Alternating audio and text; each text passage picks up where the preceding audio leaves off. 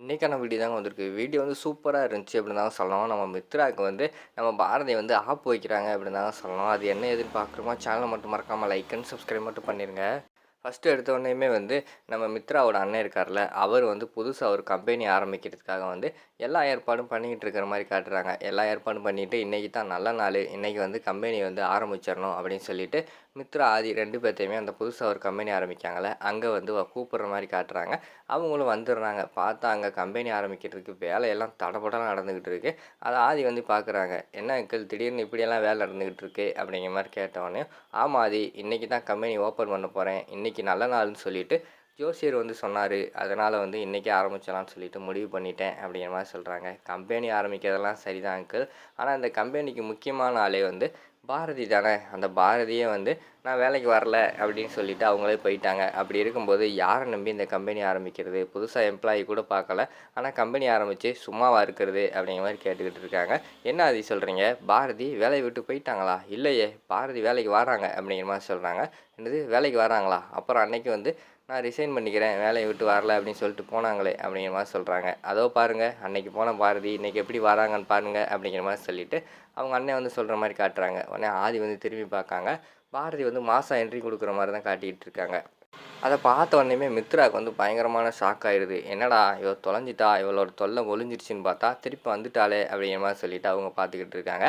ஆனால் பாரதி எதுக்கு இங்கே வந்திருக்காங்கன்னா, அவங்க டாக்டர் இருக்காங்களே அவங்க வந்து ஒரு வாரமாக வந்து நீங்கள் பார்த்துக்கணும், கரெக்டாக டயத்துக்கு வந்து இந்த டேப்லெட்டை கொடுக்கணும், அதுக்கடுத்து வந்து அவங்கள பக்கத்துலேருந்து பார்த்துக்கணும் அப்படி இப்படின்னு சொன்னதுனால அதுக்காக தான் பாரதி வந்து வேலைக்கு வந்திருக்கிற மாதிரி தான் காட்டிக்கிட்டு இருக்காங்க. சரின்னு சொல்லிட்டு பாரதி வந்தோடனே ஆதி வந்து ரொம்ப தேங்க்ஸ் பாரதி, எனக்காக வந்து நீங்கள் திருப்பியும் இந்த கம்பெனிக்கு வேலைக்கு வந்ததுக்கு நான் உங்களுக்கு ரொம்ப நன்றி சொல்கிறேன் அப்படிங்கிற மாதிரி சொல்கிறாங்க. ஆமாம் ஆதி, நான் வந்து உங்களுக்காக தான் வந்தேன் அப்படிங்கிற மாதிரி சொன்ன உடனே ஆதிக்கு வந்து பயங்கரமான சந்தோஷமாயிருது. அங்கிட்டு பார்த்தா மித்ரா வந்து மூஞ்சியை உருன்னு வச்சுக்கிட்டு இருக்கிற மாதிரி தான் காட்டிக்கிட்டு இருக்காங்க.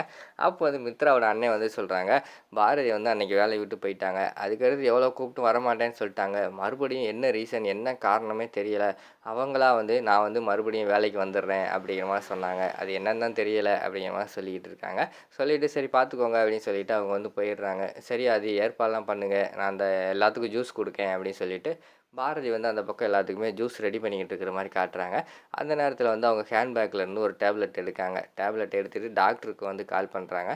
ஹலோ டாக்டர், நான் தான் பாரதி தான் கால் பண்ணுறேன் அப்படிங்கிற மாதிரி சொன்னோடனே, சொல்லுங்கள் பாரதி அப்படிங்கிற மாதிரி வந்து டாக்டர் சொல்கிறாரு. டாக்டர், நீங்கள் வந்து ஆதிக்கு நிறைய டேப்லெட்டெல்லாம் எழுதி கொடுத்துருந்தீங்கல்ல, அந்த டேப்லெட்டை வந்து நான் ஜூஸில் கலந்து கொடுக்கலாமா அப்படிங்கிற மாதிரி கேட்குறாங்க. கொடுக்கலாம் பாரதி அப்படிங்கிற மாதிரி வந்து டாக்டர் சொல்கிறாங்க. ரொம்ப நன்றி டாக்டர் அப்படின்னு சொல்லிட்டு ஜூஸ் எல்லாம் கலந்துட்டு நம்ம ஆதி இருக்காங்கள்ல, ஆதிக்கு மட்டும் ஒரு ஜூஸ் தனியாக எடுக்காங்க. அதில் பார்த்துக்கிட்டோம்னா ஆதிக்கு கொடுக்க வேண்டிய டேப்லெட்டெல்லாம் நல்லா பொடுசாக உள்ளே போட்டு அப்படியே அந்த கரண்டியை வச்சு கிண்டி விட்டுறாங்க. அது நல்லா கரைஞ்சிருது. இது எப்படி கொடுக்கலாம், நம்ம கொடுத்தா குடிப்பாரான்னு தெரியலையே அப்படிங்கிற மாதிரி சொல்லிவிட்டு ஒரு டவுட்லேயே வந்து ஜூஸ் எடுத்துகிட்டு போகிறாங்க நம்ம பாரதி வந்து ஆதிக்கிட்ட. என்ன ஆதி, வேலையெல்லாம் எப்படி நடந்துக்கிட்டு இருக்கு அப்படிங்கிற மாதிரி கேட்டோடனே, நல்லா நடந்துக்கிட்டு இருக்கு பாரதி அப்படிங்கிற மாதிரி சொல்கிறாங்க.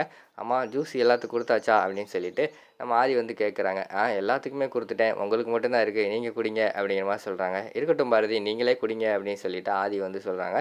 இல்லைங்க, நீங்கள் குடிங்க, ஏன்னா இது உங்களுக்காக போட்டது, நான் குடிச்சிட்டு தான் வந்தேன் அப்படிங்கிற மாதிரி சொன்னோடனே, ஓ அப்படியா, சரி கொடுங்க அப்படின்னு சொல்லிட்டு வாங்கிட்டு ஆதி வந்து அந்த ஜூஸை குடிக்கிற மாதிரி தான் காட்டுறாங்க. இது எல்லாத்தையுமே மித்ரா வந்து அந்த பக்கம் நின்று உருன்னு பார்த்துக்கிட்டு இருக்காங்க. எவ்வளோ தைரியம் இருந்தால் இவ இப்படியெல்லாம் பண்ணிக்கிட்டு இருப்பா அப்படின்னு சொல்லிட்டு அவங்க மனசுக்குள்ளே யோசிச்சுக்கிட்டு முறைச்சி பார்த்துக்கிட்டு இருக்கிற மாதிரி தான் காட்டிக்கிட்டு இருக்காங்க. இங்கிட்டு பார்த்தா ஆதி வந்து ஜூஸை குடிச்சிட்டு, ஜூஸ் சூப்பராக இருக்குது பாரதி, உங்கள் கையால் போட்டுக்குது, ரொம்ப டேஸ்ட்டாக இருக்குது அப்படிங்கிற மாதிரி சொல்லி புகழ்கிற மாதிரி தான் காட்டுறாங்க. அதை கேட்டவொடனே மித்ராவுக்கு வந்து கூட கொஞ்சம் கடுப்பாயிருது.